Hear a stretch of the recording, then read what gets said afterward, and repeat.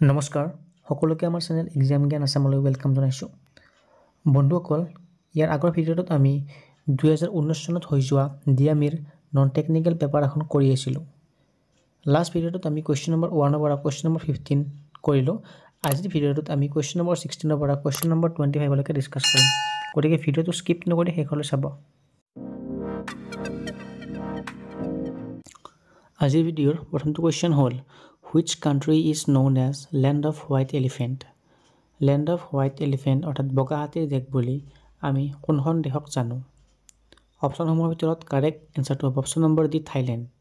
থাইল্যান্ডক আমি Land of White Elephant নামেৰেও জানো নেক্সট কোৱেশ্চনটো হ'ল Suez Canal connects the Mediterranean Sea with the অৰ্থাৎ Suez Canal ভূমধ্য সাগৰক তলত দিয়া কোনটোৰ লগত সংযোগ কৰে এনেকুৱা ধৰণৰ কেনেলৰ ওপৰত বেছ কৰি অহা কোৱেশ্চন বহুত বেছি ইম্পৰ্টেন্ট যদি আমি অপচনসমূহ চাওঁ ইয়াৰে কাৰেক্ট আনসাৰ অপচন নম্বৰ এ ৰেড সি অৰ্থাৎ সুয়েজ কেনেলে ভূমধ্য সাগৰ অৰ্থাৎ মেডিটেৰেনিয়ান সিক ৰেড সিৰ লগত কানেক্ট কৰে সুয়েজ কেনেলৰ দৰে আৰু এটা ইম্পৰ্টেন্ট কেনেল হৈছে পানামা কেনেল কেতিয়াবা কোৱেশ্চন এনেকুৱা অহা দেখা যায় যে পানামা কেনেলে কোন দুখন মহাসাগৰক কানেক্ট কৰে আৰু তাৰ এনসাৰ হ'ব পেচিফিক ওচিয়ান অৰ্থাৎ প্ৰশান্ত মহাসাগৰ আৰু আটলান্টিক ওচিয়ান নেক্সট কোৱেশ্চনটো হ'ল হু ডিসকভাৰ্ড দ্য সাউথ পোল দক্ষিণ মেৰু কোনে আৱিষ্কাৰ কৰিছিল আৰু ইয়াৰে কাৰেক্ট আনসাৰ হ'ব অপচন নম্বৰ ডি আমুনডছেন যদি কোৱেশ্চনত এনেকৈ আহে যে হু ডিসকভাৰ্ড দ্য নৰ্থ পোল অৰ্থাৎ উত্তৰ মেৰু কোনে আৱিষ্কাৰ কৰিছিল তেতিয়াহ'লে তাৰ এনসাৰ হ'ব ৰবাৰ্ট ই পিয়েৰি নেক্সট কোৱেশ্চনটো হ'ল Lakshadweep is located in which of the following চিজ লক্ষদ্বীপ তলত দিয়া কোনখন সাগৰত আছে এইটো কোৱেশ্চন কৰিবৰ কাৰণে আমি অলপমান মেপৰ সহায় ল'ম মেপ মানে জাষ্ট মই ড্ৰ কৰি দিম আৰু এখন ঠিক আছে তো এইখন হ'ল আমাৰ ইণ্ডিয়াৰ মেপৰ জাষ্ট তলৰ পাৰ্টটো ঠিক আছে এতিয়া এইখিনিক কয় এ অৰ্থাৎ আৰেবিয়ান সি এইখিনিক কয় বি মানে কি বে অফ বেংগল যদি আমি চাওঁ লক্ষদ্বীপটো ক'ত আছে লক্ষদ্বীপটো ক'ত থাকে এইটো হ'ল এল মানে কি লক্ষদ্বীপ আৰু এইটো হৈছে এ মানে কি এ মানে হৈছে আন্দামান এণ্ড নিকোবৰ মানে লক্ষদ্বীপ থাকে 8 অৰ্থাৎ আৰেবিয়ান সিত সো ইয়াৰ কাৰেক্ট আনসাৰ হ'ব অপচন নম্বৰ এ আৰেবিয়ান সি ঠিক আছে আৰু যদি সোধে যে আন্দামান নিকোবৰ ক'ত থাকে কোনটো সাগৰত থাকে তেতিয়াহ'লে তাৰ আনসাৰ হ'ব বে অফ বেংগল মনত থাকিব এইখিনি মুছি দিলোঁ ওকে এইখিনিতে আমি লক্ষদ্বীপৰ বিষয়ে আৰু দুটামান কথা জানি থৈ দিম লক্ষদ্বীপ হৈছে এটা ইউটি মানে কি ইউনিয়ন টেৰিটৰি ঠিক আছে লক্ষদ্বীপ হৈছে কি এটা ইউনিয়ন টেৰিটৰি যদি আমি লক্ষদ্বীপৰ বিষয়ে আৰু কিছুমান কথা চাওঁ লক্ষদ্বীপৰ যিখন কেপিটেল সেইটো হৈছে কাভাৰাত্তি কি হয় সেইটো কাভাৰাত্তি KVARATT কাভাৰাত্তি ঠিক আছে যদি আমি চাওঁ যে লক্ষদ্বীপত টোটেল আইল্যান্ড অৰ্থাৎ দ্বীপ কেইটা আছে লক্ষদ্বীপত টোটেল দ্বীপ আছে 36টা ক্লিয়াৰ টোটেল দ্বীপ আছে 36টা আৰু লক্ষদ্বীপৰ পপুলেশ্যন যিমান কেইখন ইউটি আছে তাৰ ভিতৰত সকলোতকৈ কমেই হৈছে ক'ত লক্ষদ্বীপত এইখিনি লক্ষদ্বীপৰ বিষয়ে আমি জানিবলগীয়া কথা আছিল কুৱেশ্যন নম্বৰ 22 হ'ল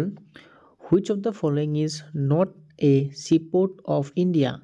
তলত দিয়া কোনটো ভাৰতৰ এটা বন্দৰ নহয় ঠিক আছে ইয়াৰে যদি আমি অপচনসমূহ চাওঁ কানলা ভাৱনগৰ আৰু পাৰাদীপ এইকেইটা আমাৰ সিপোৰ্ট হয় অৰ্থাৎ বন্দৰ হয় কিন্তু অপচন নম্বৰ ডি মাইসুৰ ইয়াতে এটা সিপোৰ্ট নহয় সো ইয়াৰে কাৰেক্ট এনসাৰ হ'ব option number D Mysore question number 21 What is the first line of India's national song? ভাৰতৰ ৰাষ্ট্ৰীয় গীতৰ প্ৰথম শাৰীটো কি আৰু ইয়াৰে কাৰেক্ট আনসাৰ হ'ব অপচন নম্বৰ সি বন্দে মাতৰম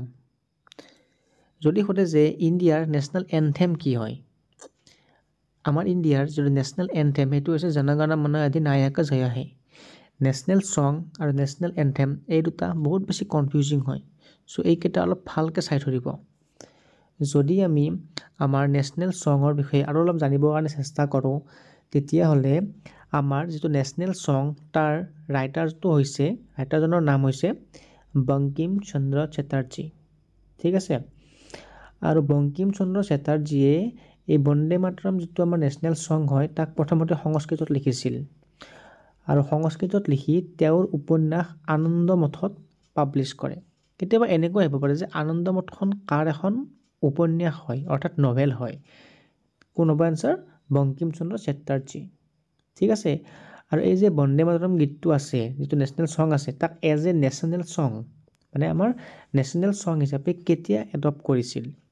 যদি তেনেকৈ কুৱেশ্যনটো আহে তাৰ এনসাৰ হ'ব 1950 22 নম্বৰ কুৱেশ্যনটো হ'ল which of the following language is not recognized in Indian constitution তলত দিয়া কোনটো ভাষা আমাৰ ভাৰতৰ সংবিধানত নাই মানে সংবিধানৰ দ্বাৰা স্বীকৃতি পোৱা নাই যদি অপশ্যনসমূহ চাওঁ বড়ো মৈথিলি সিন্ধি এইকেইটা আমাৰ ইণ্ডিয়ান কনষ্টিটিউশ্যনত স্বীকৃতিপ্ৰাপ্ত ভাষা কিন্তু অপশ্যন নম্বৰ ডি পাৰ্চী আমাৰ এটা সংবিধানৰ ভাষা নহয় চ' ইয়াৰে correct answer option number D বন্ধুসকল আমাৰ সংবিধানত টোটেল ভাষা কেইটা আছে আমাৰ সংবিধানত টোটেল ভাষা আছে 22টা আৰু এই 22টা ভাষাৰ কথা অষ্টম অনুসূচীত লিখা আছে অৰ্থাৎ 8th শিডিউলত এইখিনি কথা মেনশ্যন আছে 23 নম্বৰ কুৱেশ্যনটো হ'ল in which of the following cities is the Golden Temple present তলতীয়া কোনখন চহৰত স্বৰ্ণ মন্দিৰ অৱস্থিত যদি আমি অপশ্যনসমূহ চাওঁ ইয়াৰে কাৰেক্ট এনচাৰ হ'ব অপশ্যন নম্বৰ বি অমৃতসৰ আৰু এই অমৃতসৰ ক'ত আছে অমৃতসৰ আছে পাঞ্জাৱত ঠিক আছে অমৃতসৰ ক'ত আছে পাঞ্জাৱত 24 নম্বৰ কুৱেশ্যনত সুধিছে Namdapha national park is situated in which state Namdapha ৰাষ্ট্ৰীয় উদ্যানখন কোনখন ৰাজ্যত আছে অপশ্যনসমূহৰ ভিতৰত কাৰেক্ট এনচাৰটো হ'ব option number B Arunachal Pradesh Arunachal প্ৰদেশত নামদফা নেশ্যনেল পাৰ্কৰ বাহিৰেও আৰু এখন নেশ্যনেল পাৰ্ক আছে আৰু সেইখন হৈছে মাউলিং নেশ্যনেল পাৰ্ক সেইখনৰ নাম কি মাউলিং পৰীক্ষাত নেশ্যনেল পাৰ্কৰ ওপৰত কুৱেশ্যন অহা দেখা যায় গতিকে নেশ্যনেল পাৰ্কখিনি আপোনালোকে গোটেইখিনি চাই থৈ দিব আজিৰ ভিডিঅ'ৰ শেষৰটো question who was the first president of India